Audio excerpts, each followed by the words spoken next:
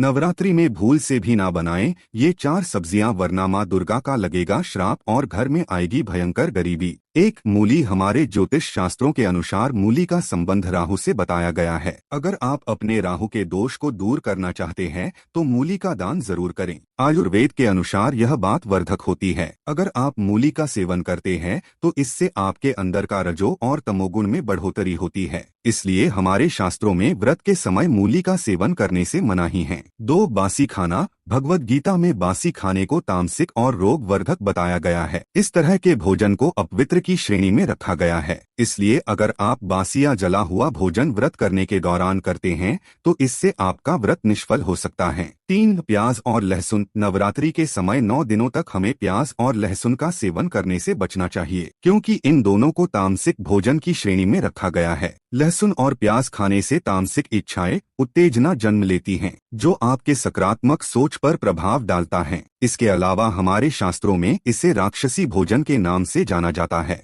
ऐसा इसलिए क्योंकि इनकी उत्पत्ति राहु और केतु से हुई है। यही वजह है कि इन्हें खाने से गंध आती है और किसी भी तरह की पूजा पाठ में इनका उपयोग कभी नहीं किया जाता। 4. मांस। नवरात्रि के समय मांसाहार का सेवन भूल कर भी ना करें। ऐसा करना हमारे शास्त्रों में वर्जित माना गया है। ऐसा कहा जाता है कि साधना के समय किसी भी तरह के जीव को भूल कर भी नहीं सताना चाहिए। दुर्गा सप्तशती के पाठ में इसको लेकर खास निर्देश दिए गए हैं। नवरात्रि के समय पूजा पाठ करने वाले व्यक्ति को जीवों पर दया और प्रेम भाव रखना चाहिए और अहिंसा से दूर रहना चाहिए। 5. मसूर दाल। ऐसा माना जाता है कि मसूर दाल हमारे धार्मिक दृष्टि से अपवित्र होता है। इसका संबंध मंगल ग्रह से होता है। ऐसा कहा जाता है कि अगर आप इसका सेवन करते हैं तो इससे आपके मन में उग्र और तामसिक विचार का संचार होता है। आयुर्वेद में इसे रजोगुण को बढ़ावा देने वाला अनाज बताया गया है, जबकि हमें साधना के समय सात्विक गुणों को बढ़ाना चाहिए। 6. सीताफल और गाजर। वैसे तो ये दोनों फल की श्रेणी में आते हैं,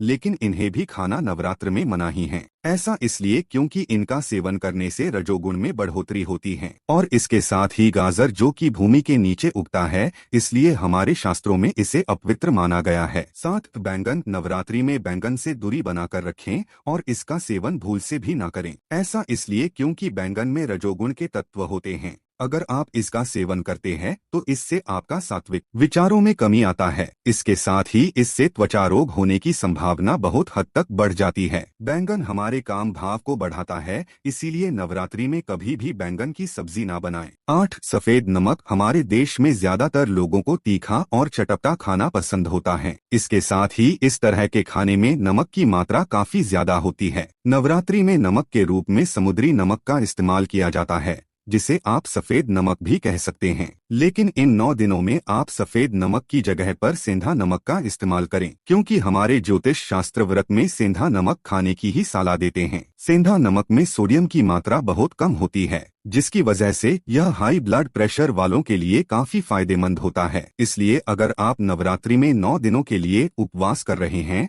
तो इस दौरान केवल सेंधा नमक का ही प्रयोग करें। 9. मसाला। नवरात्रि का व्रत करते समय हमें कुछ मसालों का परहेज करना चाहिए। इन मसालों का नाम है हल्दी, गरम मसाला और जीरा पाउडर। इन्हें खाने से बचे। 10. अनाज। अगर आप भी नवरात्रि में 9 दिनों के लिए उपवास कर रहे हैं तो आप इन अनाज से काफी दूरी बनाकर रखें। इनमें चावल, गेहूं, बेसन, सूजी, मक्के का आटा, रागी, बाजरे का आटा शामिल है। व्रत में इन सभी चीजों का सेवन करने से सख्त मनाही है। ये वो 10 चीजें हैं जिसे हमें नवरात्रि में नहीं खाना चाहिए। अब आइए जानते हैं कि वो कौन सी चीजें हैं जिनका सेवन हम नवरात्रि में कर सकते हैं। 1. आलू। नवरात्रि में आप आलू को उबालकर उसके ऊपर के स्किन को हटाकर इसमें सेंधा नमक मिलाकर खा सकते हैं। आलू में कार्बोहाइड्रेट और प्रोटीन की मात्रा काफी अधिक होती है और इसे खाने से पेट भी भरा रहता है। इसलिए व्रत के दौरान अगर आप आलू कहते हैं तो इससे आपको एनर्जी मिलता है और साथ ही थकान और कमजोरी का भी एहसास नहीं होता। 2. शकरकंद। शकरकंद जो कि मीठा आलू के नाम से भी जाना जाता है, यह खाने में बहुत मीठा लगता है। अगर आप नवरात्र का व्रत कर रहे हैं तो आप शकरकंद को खाने में शामिल कर सकते हैं। शकरकंद में विटामिन सी, B6, कैल्शियम और पोटेशियम की मात्रा पाई जाती है, जिसकी वजह से आपके अंदर एनर्जी बनी रहती है। 3. अदरक। हम में से ज्यादातर लोगों को अदरक वाली चाय पीना पसंद होता है। ऐसे में हमारे मन में यह सवाल जरूर आता होगा कि नवरात्र के व्रत में अदरक खाया जा सकता है या नहीं। तो इसका जवाब है हाँ, आप नवरात्र व्रत में अदरक का सेवन चाय या सब्जी में डालकर कर सकते हैं। 4 खीरा। खीरे में पानी की मात्रा काफी अधिक होती है, जो व्रत के दौरान आपको हाइड्रेट रखती है। इसे खाने से पानी की कमी भी दूर हो जाती है। 5 कच्चा केला और पपीता। नवरात्रि के व्रत में आप केला और पपीता तो खा ही सकते हैं, इसके साथ ही आप कच्चे केले और कच्चे पपीते का भी सेवन कर सकते हैं। इसे आप सब्जी के रूप में खा सकते हैं, जिससे आपको पर्याप्त एनर्जी मिलेगी। उम्मीद है आपको इस वीडियो में बताई गई जानकारी अच्छी लगी होगी। वीडियो अच्छी लगी हो तो इसे दूसरों के साथ भी शेयर करें, ताकि ऐसी ही वीडियो हम हमेशा आपके लिए ला सके।